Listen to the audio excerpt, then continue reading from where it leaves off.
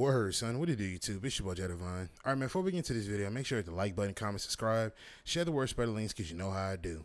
If you haven't already, you can hit that subscribe button, click the bell icon so you're notified every time I upload. Without further ado, let's get up into it.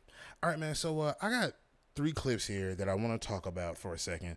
But before we get into that, let me just give a paraphrased version of pass interference. Now, we've talked about pass interference several times in the past on Madden 23 and 24. We've talked about it several times in the past. Now, what pass interference is like I said, I'm paraphrasing at this point, but is basically anything that inhabits the ability to, or creates the inability for the receiver to catch the ball. So that means that if you take your guy and you get in his way, stand in his way of him running his route, or if you happen to take your guy, you cut in front of him, stopping him from running, or if you happen to bump into him and you redirecting his way of his actual natural range of motion. So if he's going forward, you bump into him and he happens to go left a little bit, that's pass interference. So like I said, you can look it up on Google. I'm paraphrasing at this point.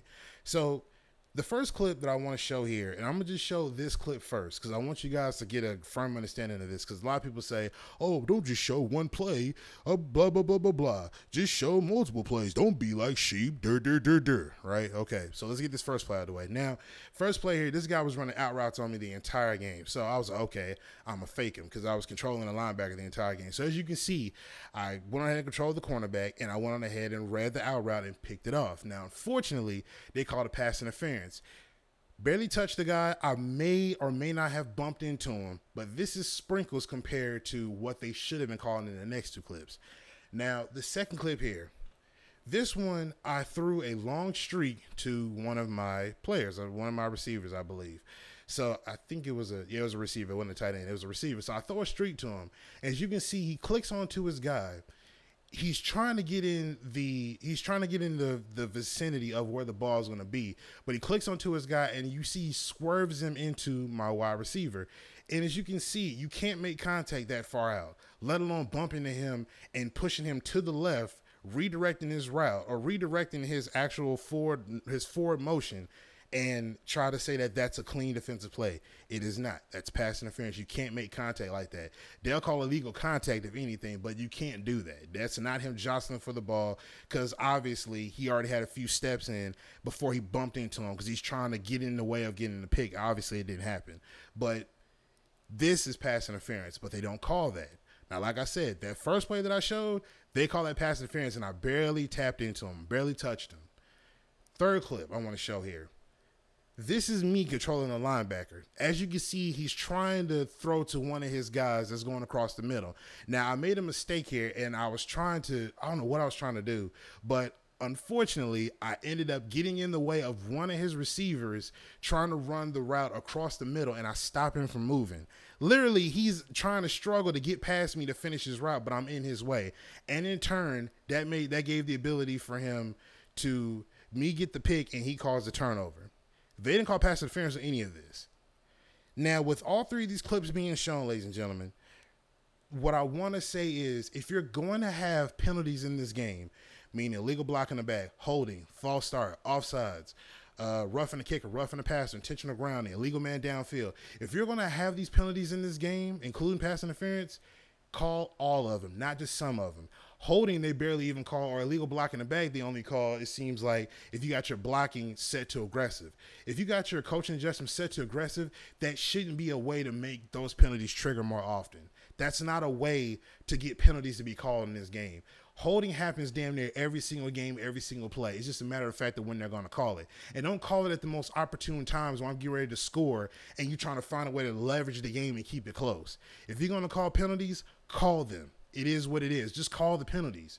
Don't only call them because this animation queues up and that triggers a penalty, or don't call this animation because that triggers a penalty. Blocking in the back, I've seen them only call it whenever they do the animation. It's a specific animation. If I can find the clip, I'll make another video on it. But there's a specific animation that only queues up when they call illegal block in the back, and it literally looks like he just tripped over him. I kid you not, that's exactly what it looks like. That animation alone is the only one that'll trigger when they're calling blocking in the back. A lot of the times I've seen guys pushing and shoving and stuff like that, they won't call blocking in the back for that. But I digress. I say all that to say, ladies and gentlemen, Call the penalties in this game, because what this does is it breeds a type of player to where now it gives them the ability to pull whatever stop that they need to pull out, and they're the type of gamer that's pretty much by any means necessary. No matter how cheap, cheesy, or how cheating it is for them to pull it off, they're going to do it just so that they can win. It breeds that type of gamer. Imagine if there's money on the line. Imagine if there's a big lump sum of money on the line and he pulls that out. Imagine he ends up doing something like this and he cheats pretty much his way to a win and you lost on that money. Imagine that, ladies and gentlemen. You're not going to be too happy. You're going to do one of the actions that caused GameStop to stop doing Madden tournaments and stuff like that. You're not going to appreciate that. So EA, call the penalties. Call them. Create a fine balance between certain penalties and however you got to do it. Call the penalties.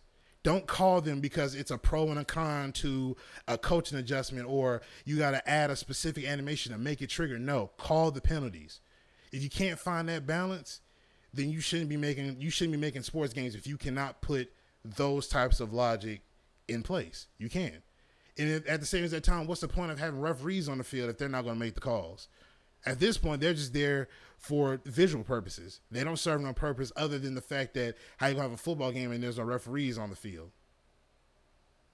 But I'm going to get up out of here, man. Let me know what y'all think in the comment section down below. I appreciate a lot of support y'all been showing the videos, man. Most definitely welcome all new subscribers. And yeah, I'm going to get up out of here, man. Make sure you hit the like button, comment, subscribe, share the word, spread the links because you know how I do.